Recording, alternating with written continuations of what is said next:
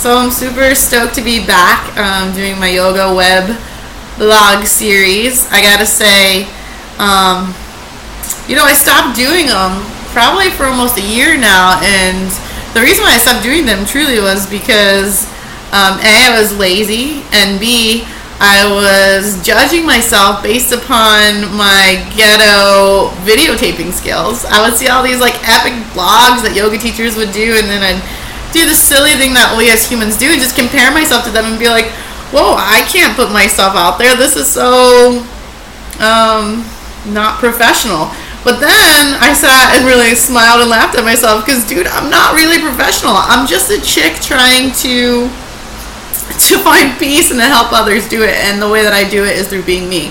So I got through that little blockage, and I'm stoked because now I made the commitment to myself that I'm gonna post videos at least 5 times a week, and I'm a Jersey girl, so I stick to my commitments. And so hopefully you get 5 days of something from me chatting about yoga. The way that I want to construct these videos are different than what you may see in a yoga class.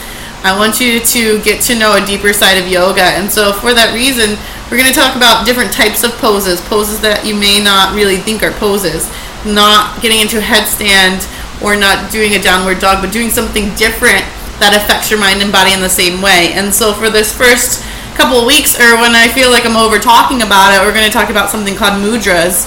And mudras are yoga for your hands.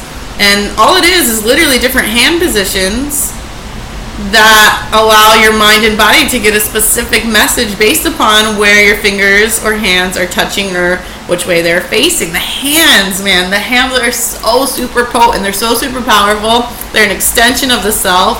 Many people believe that you can literally read the hands and they'll exactly map out exactly what your life is to be.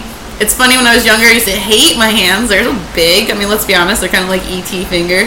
So skinny and awkward and weird, and I always talk like this because I'm Italian, and I just hated them, and that was so ironic because that's like, how could you hate a part of you, especially a medicinal part of you? Every part of your body is a tool to help you bring closer to finding yourself.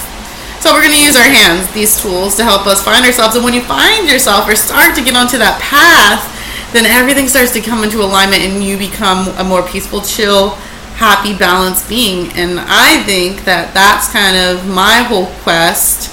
Well, that is my whole quest for life, and I think that's what people are looking for, maybe. So with that said, here's our first mudra. This first mudra, I'm going to throw out fancy names for you, but you don't need to worry about them. Just worry about how it feels. And so this is called Cin Mudra. Other schools of thought call it Cin Mudra.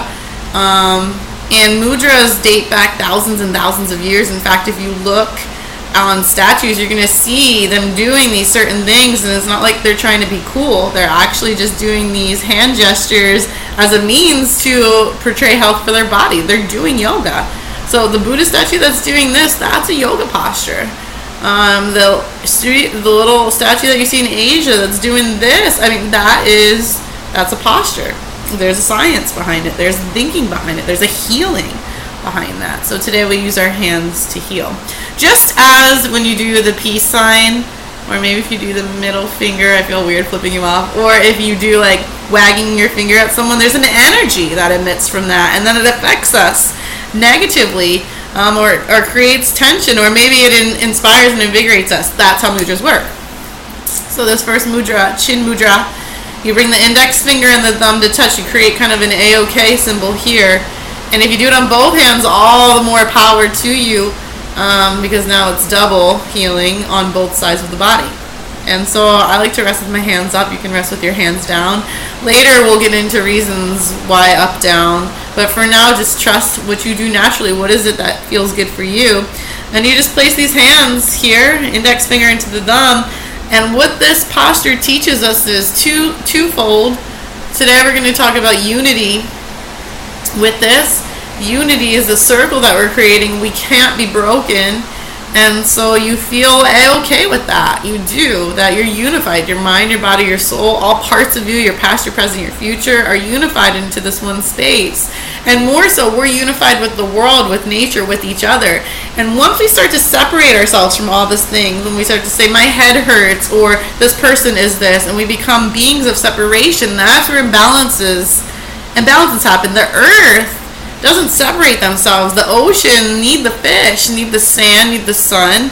We just need everything. It's this synergetic, moving, connected, unified thing that keeps the world going. And only imbalances and sicknesses happen when we're out of alignment with that. So this posture, index finger and thumb together, creating A-OK, does literally make us feel A-OK, because it reminds us that we're all one, that we're all unified, and that everything within us is unified and nothing is separate.